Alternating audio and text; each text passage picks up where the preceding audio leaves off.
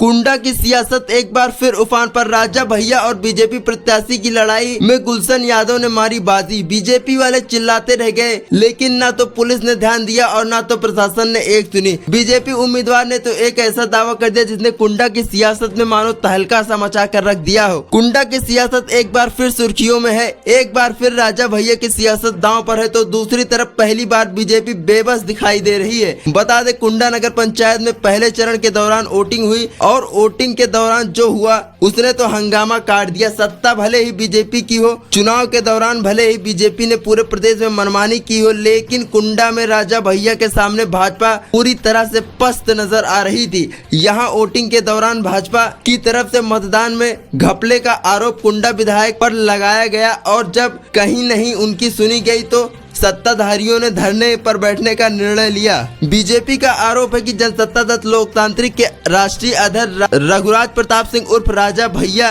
के भाई अक्षय प्रताप सिंह एमएलसी पर बूथ कैप्चरिंग करने का गंभीर आरोप लगाया। बता दें, चेयरमैन पद प्रत्याशी डॉक्टर सुमन साहू ने आरोप लगाया है। साथ ही हालात इतने बुरे हो गए कि सत्ताधारी एसडीएम आवास के सामने धरने पर बैठ गए। सुमन साहू ने आरोप लगाते हुए कहा, उस दौरान रिवॉल्वर लेके मुझे दौड़ाया गया। बीजेपी प्रत्याशी ने पुलिस प्रशासन पर आरोप लगाते हुए एक्शन की मांग की।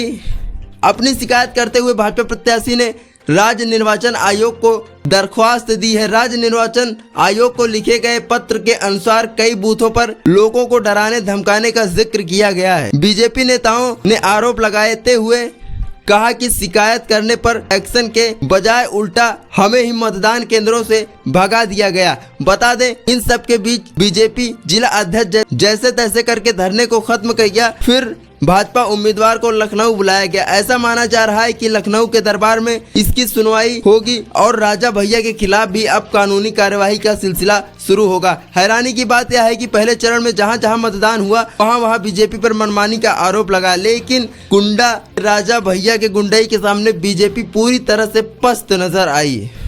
ऐसे में सपाई जमकर मजे ले रहे हैं और सपाइयों का कहना है, जब चोरों के घर चोरी होती है तब यही नजारा होता है। अब हर किसी की नजर चुनावी नतीजों पर है कि क्या अब राजा भैया और भाजपा की लड़ाई का फायदा उठाकर गुलशन यादव कुंडा का चुनाव जीत पाएंगे।